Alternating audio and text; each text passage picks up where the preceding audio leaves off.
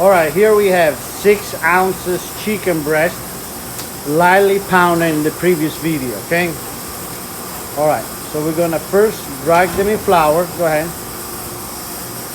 Both sides.